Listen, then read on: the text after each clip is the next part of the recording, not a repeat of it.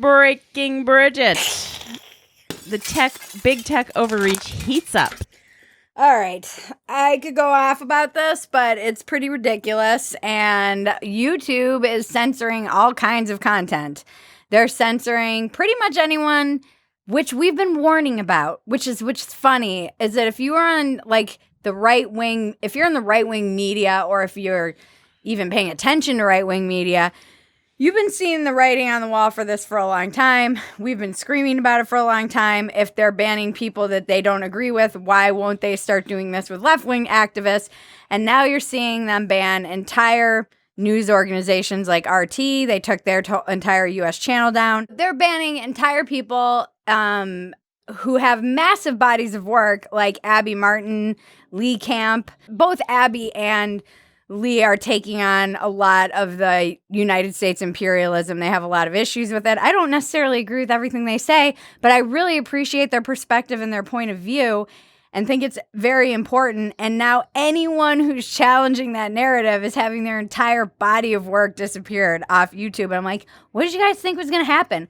Lee actually did know this was coming and has been speaking out about it. But when leftists are kind of like clapping for people who are getting banned and deplatformed, I'm like, this is going to come for you. It's going to come for you when you step over the line. And now Google and YouTube are somehow the arbiter of what we get to see. And it just talks down to everybody's ability to make up their own mind and take in information and take in different points of view. And it also, this is very like Putin-esque behavior. Mm-hmm. Why are we behaving like Russia? It's crazy to me.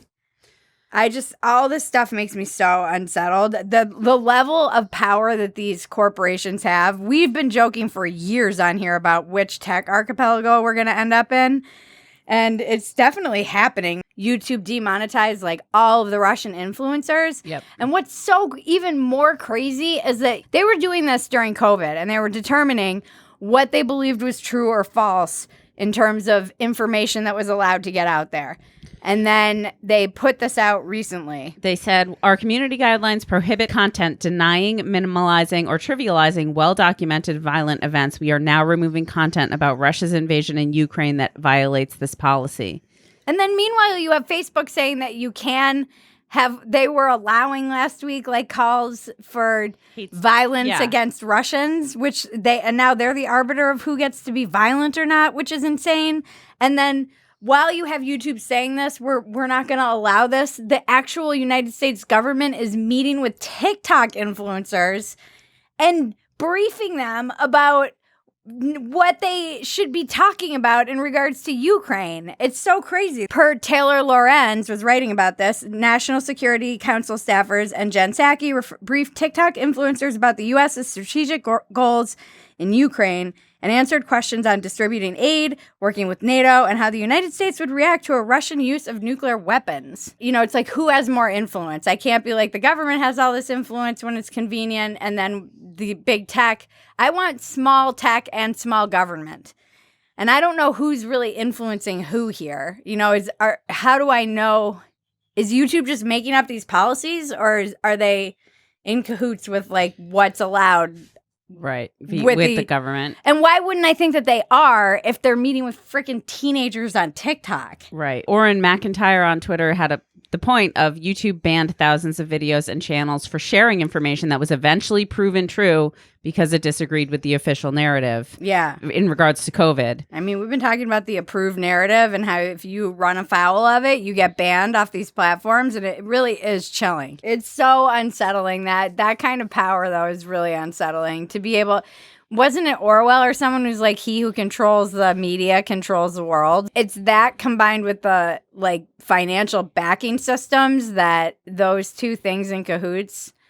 I mean, even the way that like Russia is being isolated, the people of Russia are going to suffer. Again, the poors in Russia are going to suffer more than any of the oligarchs or the rich people. Mm. And they're the ones who are being, lining up for cash, and they're the ones who are being cut off from the rest of the world. And that's like, it's crazy watching just like this entire nation be isolated financially and all of the people inside of it. Yeah.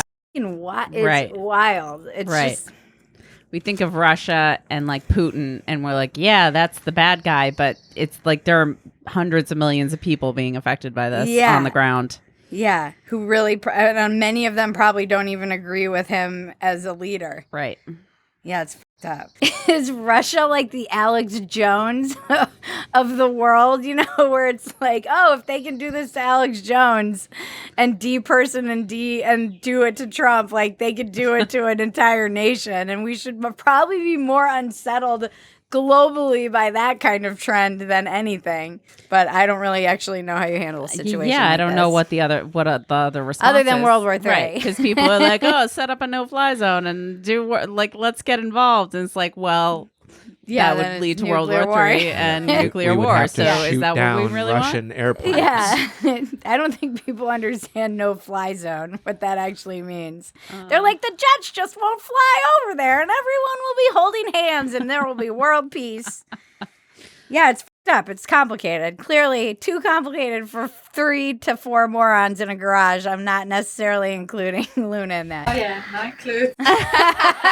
She's part of this ragtag Misfit Toys operation.